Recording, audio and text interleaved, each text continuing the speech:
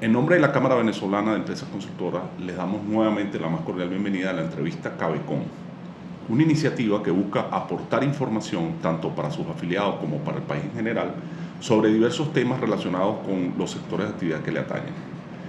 En esta oportunidad tenemos como invitado al ingeniero Eduardo Burós Castillo, sin duda una autoridad en materia ambiental desde hace muchos años y actual presidente de la Academia de Ingeniería y Hábitat de Venezuela. Nos acompaña también el ingeniero Óscar Castro, actual vicepresidente de la Cámara Venezolana de Empresas Consultoras. Sean ambos cordialmente bienvenidos, ingenieros. Ingeniero Burós, es un gran gusto tener la oportunidad de compartir con usted esta mañana para disertar sobre el tema amplio y delicado como lo es el ambiente. Vivimos una circunstancia en Venezuela donde el ambiente ha sido bastante descuidado y esperamos que con usted podamos abordar temas de interés para todos nosotros y que nos permita eventualmente planificar la recuperación y los daños ambientales sucedidos. Eduardo Burós Castillo es ingeniero agrónomo de la Universidad Central de Venezuela del año 1967, magíster en aprovechamiento de recursos hidráulicos, ingeniería y planificación de la Universidad de Oriente en 1970, especialista en ciencias ambientales de la Universidad Metropolitana en 1990, profesor titular de la UCB y el Centro Interamericano de Desarrollo e Investigación Ambiental y Territorial de la Universidad de los Andes, profesor de posgrado en la UCAP y la UNIMED. Fue director adjunto de la Oficina de Planeamiento de Recursos Hidráulicos del Ministerio de Obras Públicas y subsecretario ejecutivo de la Comisión del Plan Nacional de Aprovechamiento de Recursos Hidráulicos Coplanar. Es director fundador del posgrado de Ingeniería Ambiental de la UCAP, asesor del Inventario Nacional del Potencial Hidroeléctrico en Venezuela, socio fundador de Ingeniería Caura S.A. desde 1976, individuo de número de las Academias de Ciencias Físicas, Matemáticas y Naturales en Ingeniería y Hábitat. Ha trabajado como director o consultor en planes y proyectos vinculados a la planificación de recursos hidráulicos y la gestión ambiental en Costa Rica, Nicaragua, República Dominicana, Panamá, Colombia, Ecuador, Perú y Argentina. Sin más preámbulo, entramos pues en materia. Ingeniero Burós, bienvenido. Mire, pudiéramos decir que particularmente el tema político ha acaparado con muchísima fuerza la atención de la sociedad venezolana en los últimos, yo diría que 15, 20 años.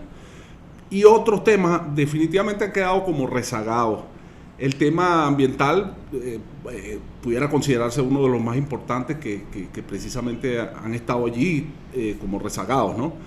Por eso quisiera comenzar esta entrevista preguntándole a usted, mire, si pudiéramos nosotros hacer una estructuración sistemática, entiendo que es muy difícil decir qué breve, pero ¿cuáles considera usted que serían aquellos temas ambientales que deberíamos prestarle mayor atención, digamos los más relevantes en el mediano plazo y más o menos en términos generales, ¿cuál sería la situación actual en esas áreas?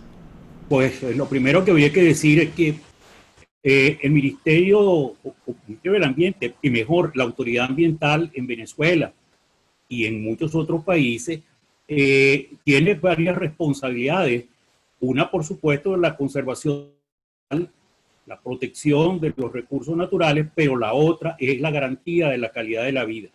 El desarrollo de la actividad ambiental en Venezuela fue fundamentalmente dentro del marco de lo que se llama la Agenda Verde, orientada a la conservación de los recursos naturales y creo que ha llegado el momento de desarrollar la gestión correspondiente al mantenimiento, mejoramiento, garantía de la calidad de la vida, y eso implica la gestión ambiental urbana en las urbes, en las ciudades donde vive la gente, y allí hay una cantidad de problemas ambientales a los cuales hay que prestarle atención, y por eso la primera gran actividad que tiene que realizar la organización ambiental en Venezuela es desarrollar la institucionalidad necesaria para garantizar una adecuada gestión ambiental urbana.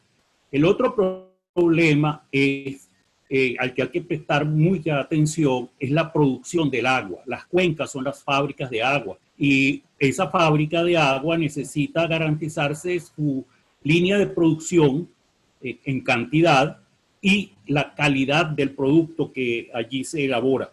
Entonces, bajo esa óptica de una fábrica de agua es la cuenca, hay que analizar todo el proceso conducente a garantizar la cantidad, la producción de agua por la cuenca lo más distribuida posible, porque hay procesos de intervención, digamos, que lo que hacen es generar que haya volúmenes instantáneos de escurrimiento, producto de que incrementa el flujo durante las crecidas o inundaciones, pero la distribución anual, lo que se llama el patrón hidrográfico de la cuenca, entonces no mantiene uniformidad a lo largo del año.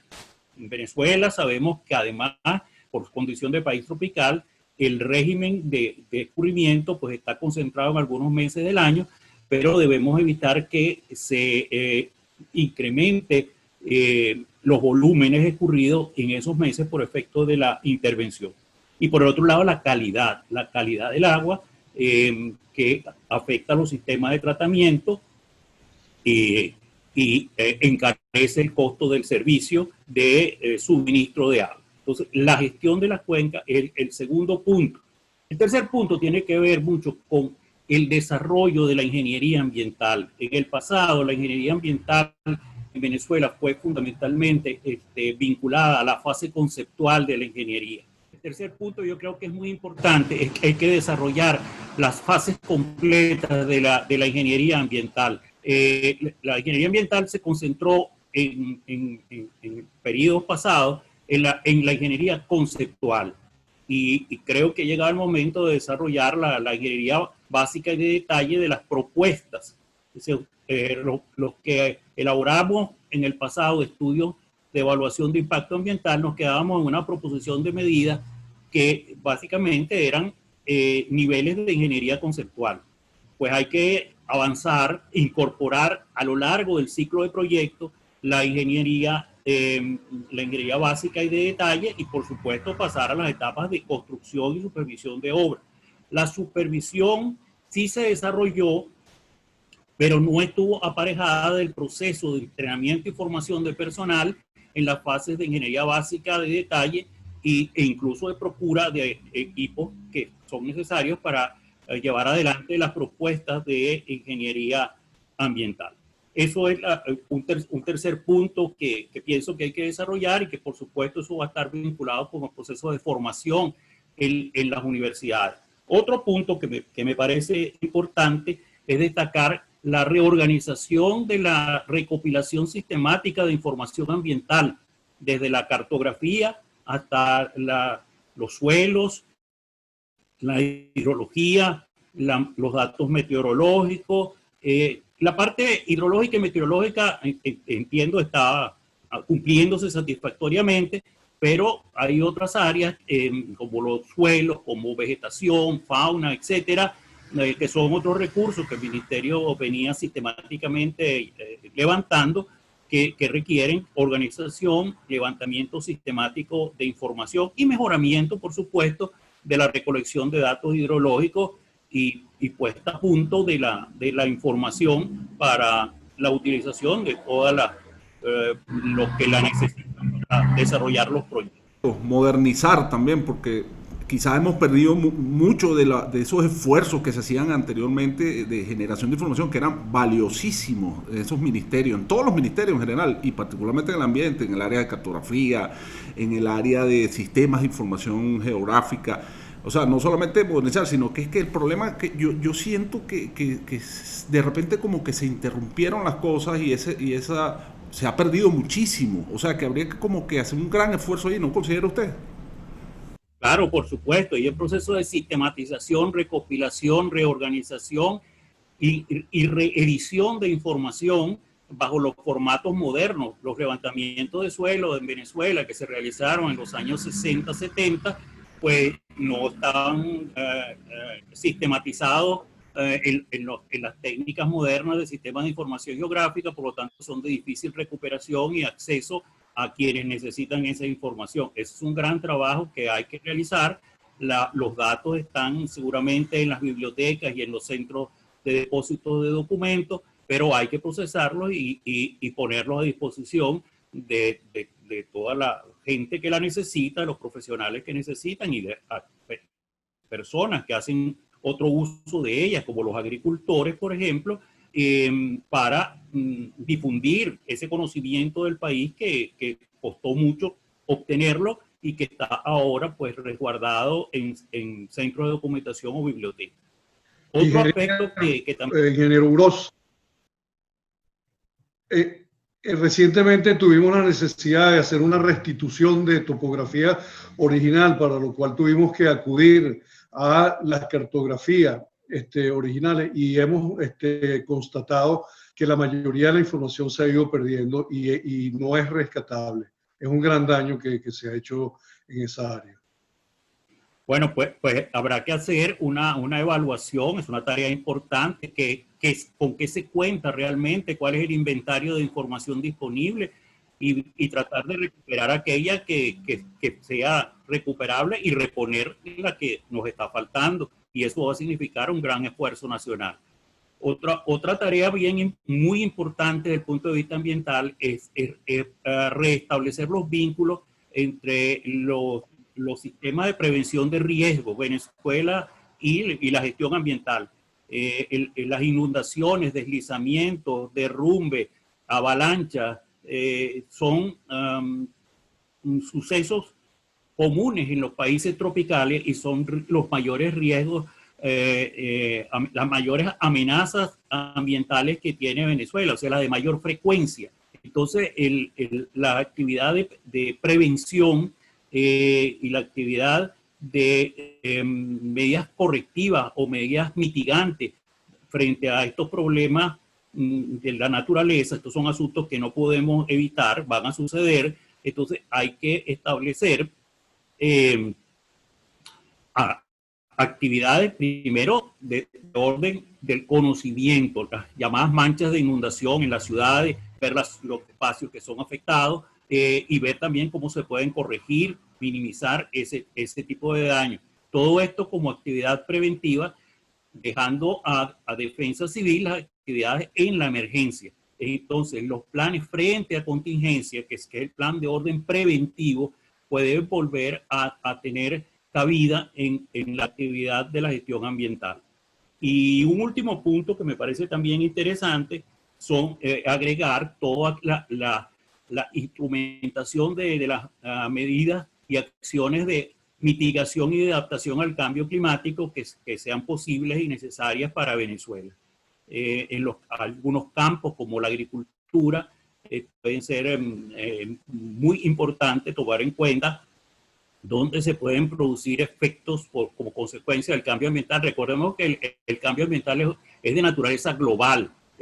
Va a suceder porque la participación de Venezuela en la emisión de gases de efecto invernadero es realmente muy poca en relación al suceso mundial. Entonces, eso no lo podemos evitar, va a suceder y por lo tanto hay que tomar medidas de adaptación. Y también como país debemos contribuir al proceso de mitigación. Una de las medidas, digamos, que se plantea más a menudo es el cambio en la matriz energética, pero también puede haber otras medidas como son el desarrollo de sumideros de carbono o, por ejemplo, adelantando un programa de agroforestería en algunas zonas en gran escala y en algunas zonas importantes del país para donde se puedan realizar este tipo de actividades. Ingeniero Uroš, ya que toca el tema ambiental y el tema del cambio climático, nos preocupa mucho todo lo que tiene que ver con hidrocarburos líquidos y sus derivados, todo lo que básicamente son los combustibles que van a las industrias, que van a las plantas de generación eléctrica, van a los sistemas de transporte. Nos preocupa muchísimo el tema del venteo y la quema de gas en el norte de Monagas. No sé si nos puede ampliar algo más sobre ese tema, que, bueno, básicamente todo esto nace del acuerdo dentro del marco de las Naciones Unidas en París en el año 2015 para la prevención de las emisiones climáticas, emisiones de gases de efecto invernadero. Sí, bueno, la recuperación del gas de venteo en el norte de Monagas, pues sería una contribución muy efectiva al abastecimiento de gas natural, de gas asociado y pues, que se puede utilizar para los servicios que lo requieren, sobre todo el gas doméstico. Entonces, cualquier acción que se desarrolle en ese sentido, pues será una contribución ambiental muy importante. Hay un gran campo para oportunidades de negocio en esta actividad y bueno, es deseable que se planteen alternativas digamos, se desarrollen las tecnologías adecuadas para recuperar el gas de venta y ponerlo a la disposición del público. Siempre va a haber un gran público ávido de consumir el gas para, sobre todo, el uso doméstico del gas. Yo pienso que este es un gas mucho más barato que el gas que provenga de los campos de gas libre. Entonces, bueno, allí podemos tener una muy buena relación entre ambiente y energía, ¿no? A mí particularmente bueno, sé que vamos a requerir muchísimo más tiempo, a lo mejor vamos a necesitar otra entrevista sobre este mismo tema y de una vez la vamos como que programando, ¿no? Pero hay dos temas que a mí particularmente me dejan muy pendientes. Uno es la visión de la situación asociada, la situación ambiental, en lo ambiental, asociada a la actividad petrolera, dado que ha sido una actividad muy importante para el país durante muchos años, en forma global. El tema de los pasivos ambientales, por ejemplo, ese es un tema que me deja muy pendiente. ¿Cuál será esa situación actual? Nosotros más o menos veníamos sabiendo cuáles eran esas cosas, pero de hace mucho tiempo que no hay información como que muy clara sobre las cosas, ¿no? Entonces, ese es un tema que me llama la atención. Creo que implicaría tocarlo más adelante, solo él. Y otro tema que me llama la atención también, que creo que es un tema de alerta, al que está muy pendiente, el tema de todo el desarrollo de actividades en el arco minero, ¿no? Esos dos temas en particular me preocupan mucho. No sé, ¿qué opina usted al respecto, doctor? Bueno, mira, el primer tema, el tema de la situación actual ambiental pasa por el desarrollo y la recuperación del sistema de estadísticas e información ambiental, ¿no?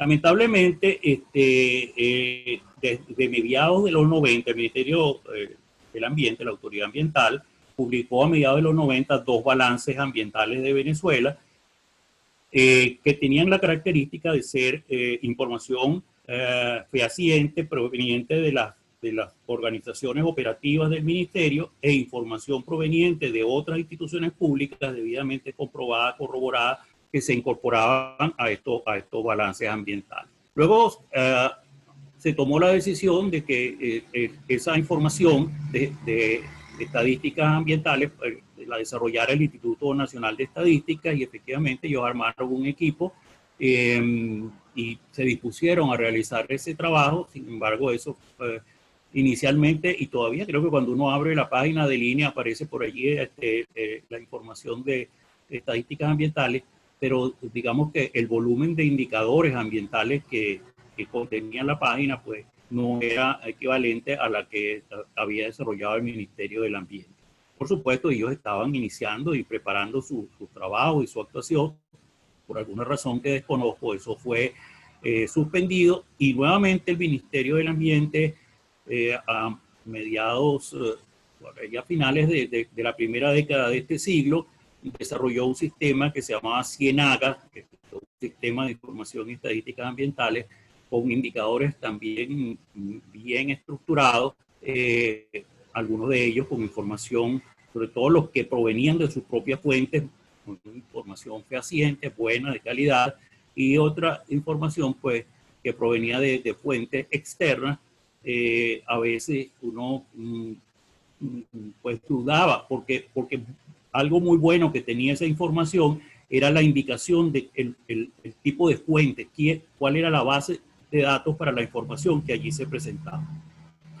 Y eso también ahora no existe, de manera que estamos a ciegas, excepto existe un informe de tipo perceptivo que hace una ONG muy conocida desde hace muchísimos años que nos ayuda y que nos da idea es dónde debemos prestar mayor atención. Eso es lo que les puedo decir respecto a la situación actual. Realmente poco conocida, mucha información de carácter perceptivo en muchos reportajes, en mucha información de carácter periodístico, poca información de datos fuertes, sistemáticamente recolectados y presentados para poder hacer evaluaciones y proyecciones y tomar decisiones que conduzcan a corregir esa situación. Respecto a lo del arco minero, pues mire, el problema del arco minero, como recientemente lo dije en una entrevista, primero que nada pasa por resolver el problema de orden social que allí existe, ¿no? Aclarar cuál es la situación. Lo que nosotros recibimos a través de informaciones de prensa continuamente son los problemas del tipo de actividad que allí se realiza. En primer lugar, hay un problema de orden social, de orden político, de orden de seguridad, que es, digamos, lo que más relevancia toma. Y luego la minería, por supuesto, no se puede hablar de minería sustentable, pero sí se puede hablar de minería responsable. Los recursos naturales deben ser, que se necesitan, son explotados en cualquier parte del mundo, pero están sujetos a normas muy estrictas de manejo ambiental. Entonces, primero que nada, hay que superar el problema de las patologías sociales que allí están ocurriendo, y luego hay que abordar el tema de la gestión responsable de la explotación minera en las zonas donde efectivamente exista recurso y potencial, concentrarse en algunas localidades, no adelantar por cualquier parte y en cualquier lugar, en cualquier sitio, una explotación minera depredadora del ambiente. Pero en primer término, repito, hay que resolver los problemas de orden social y prepararse entonces para realizar una minería reconducida, reestructurada, reevaluada dentro de los parámetros de lo que podríamos llamar una minería responsable, sujeta al cumplimiento de muy estrictas normas ambientales. Ok. Bueno, definitivamente mucha tela que cortar aquí. Posiblemente la abordemos nuevamente en otra entrevista o más adelante.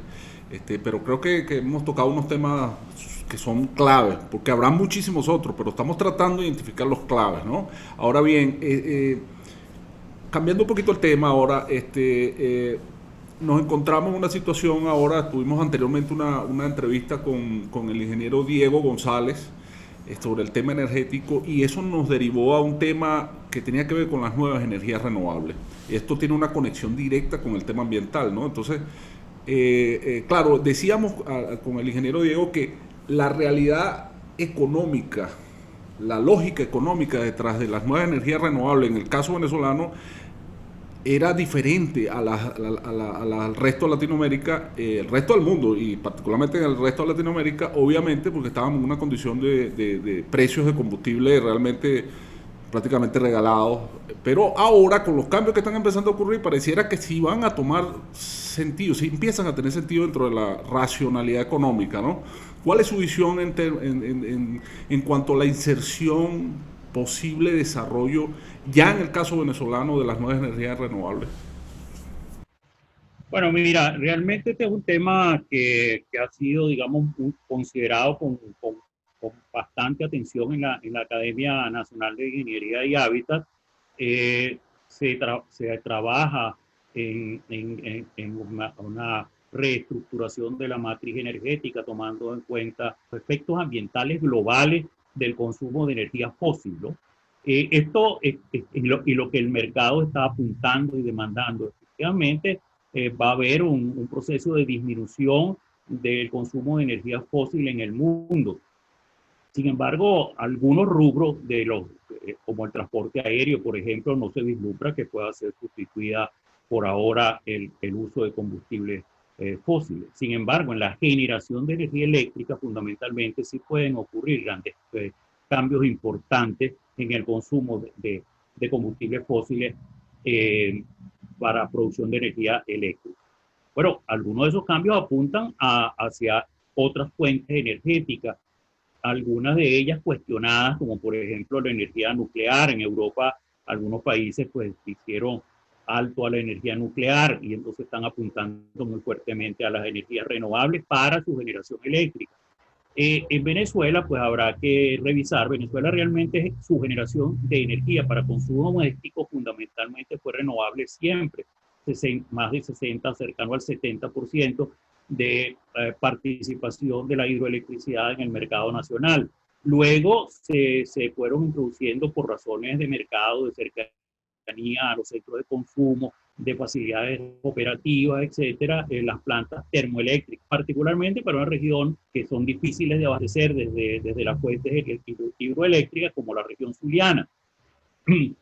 Bueno, eso por supuesto que es un tema de atención en el mercado nacional, pero digamos que ese cambio va a venir, ese cambio hay que pensarlo, ese cambio hay que reestructurarlo, ahí hay muchas oportunidades de negocio.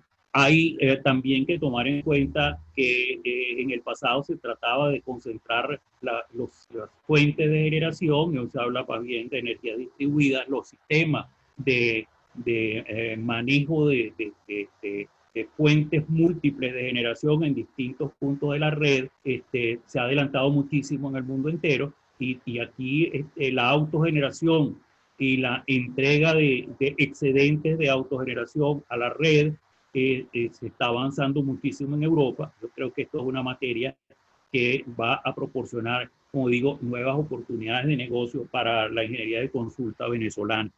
El tema de la producción de combustibles fósiles para exportación y generación de divisas para el desarrollo nacional es otro asunto, ese es otro tema diferente del tema nacional.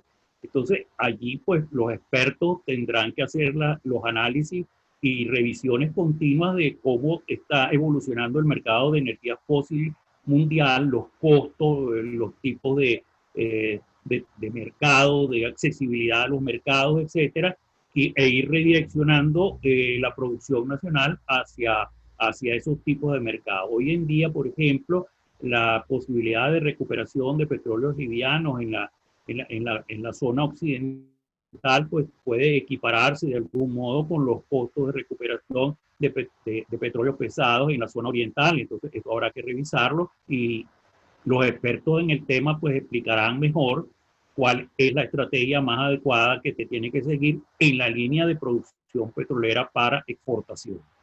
Ok. Hay otro tema que nos han transmitido, digamos, otras empresas afiliadas a la Cámara, y nos hicieron llegar a otra pregunta, y tiene que ver con lo siguiente. ¿Tiene Venezuela actualmente un marco legal ambiental que le permita responder a los retos que plantea a nivel mundial la ecoeficiencia y la sostenibilidad? ¿O es esta una tarea por ejecutar? Hay mucho por hacer en esta área. ¿Tenemos avances o no los tenemos? Bueno, mira, ese tema tiene dos aristas. La arista técnica, digamos, de ingeniería, y la arista económica.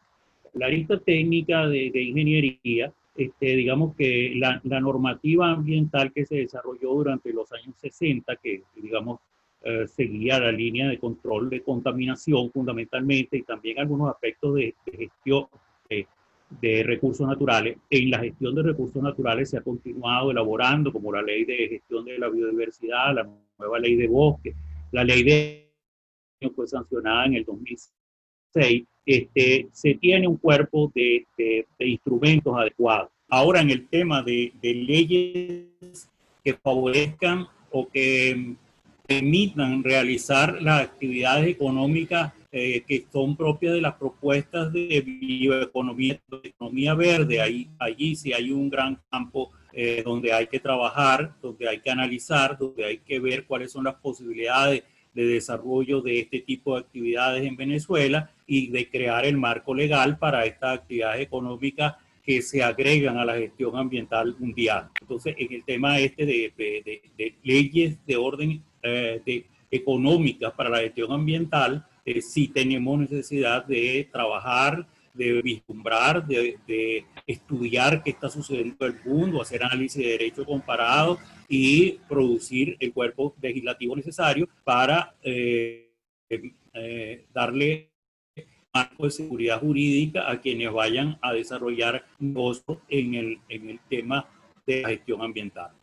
Pareciera que tenemos muchos avances que venían de hace años en tema de control ambiental, tenemos buenas regulaciones, o sea, no estamos partiendo de cero, nosotros tenemos avances desde cuando, que vienen de los años incluso 60, 70, usted mencionó creo que parte de los 80 también,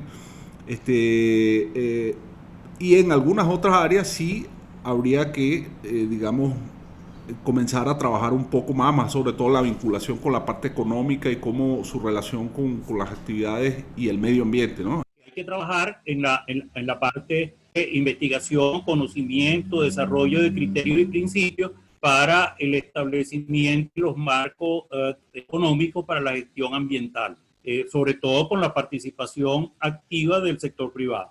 Y esto a través de las propuestas llamadas de bioeconomía territorial y de economía verde que ya están en todos los países.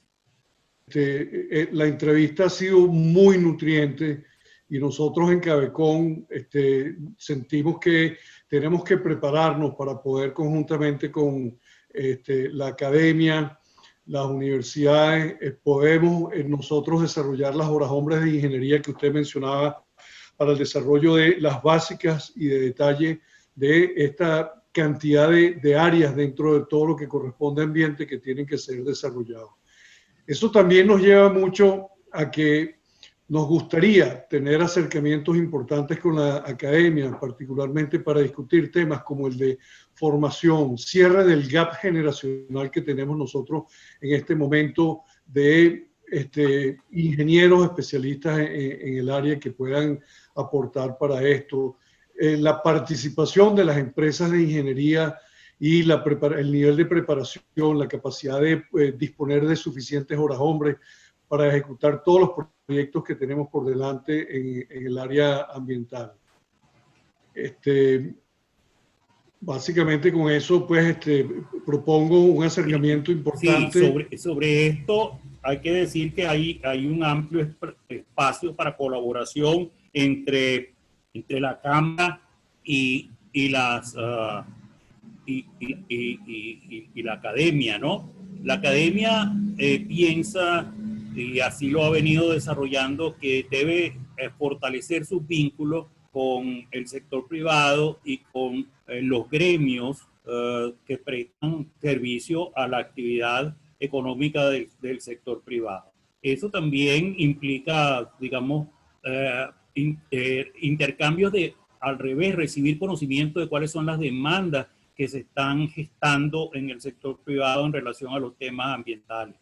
Hay muchas cosas de las que podemos intercambiar ideas mediante distintos tipos de actividades, como por ejemplo conferencias, como por ejemplo foros, como por ejemplo observación.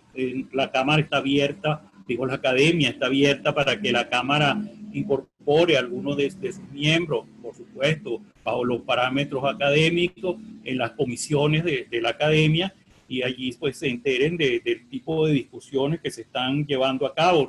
Las comisiones de la academia son el alma de la actividad. Un aspecto muy importante que tenemos que tratar es un cambio fundamental en la estructuración de los enfoques de ingeniería. Digamos que nosotros durante los años de las décadas del siglo XX, siguiendo los lineamientos de la industria petrolera y petroquímica nacional, ingeniería en dos grandes áreas: las empresas multidisciplinarias y las empresas especializadas. Eso tuvo varios mecanismos. Digamos que terminamos el siglo con la idea de que las empresas multidisciplinarias debían desarrollar debían desarrollar constelaciones de empresas y en esa constelación de empresas incluir empresas especializadas, entre ellas las empresas ambientales. Hoy en día lo que se habla es de ingeniería colaborativa.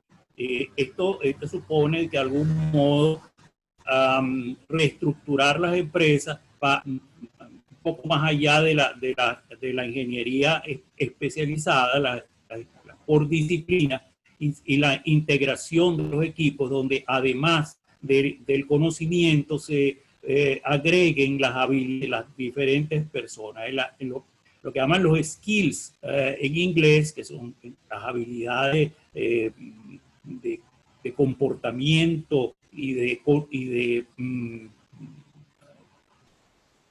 relacionamiento que tienen las empresas, son muy buscadas para formar todos estos equipos de ingeniería colaborativa. Además de que esto permite que cuando se arme un equipo, siga el equipo toda la línea del ciclo de proyecto, entrando y saliendo personas, pero sin que los líderes, conductores del proceso, los gerentes de proyecto, pierdan el control del proceso de desarrollo del proyecto. No un gerente de proyecto para la conceptual, un gerente de proyecto para la ingeniería básica y de detalle, sino un gerente de proyecto que sea capaz de integrar el equipo colaborativo que trabaje en todo el proceso, entrando y saliendo las diferentes personas en el área. Esto es un tema que está muy en boga y muy en análisis.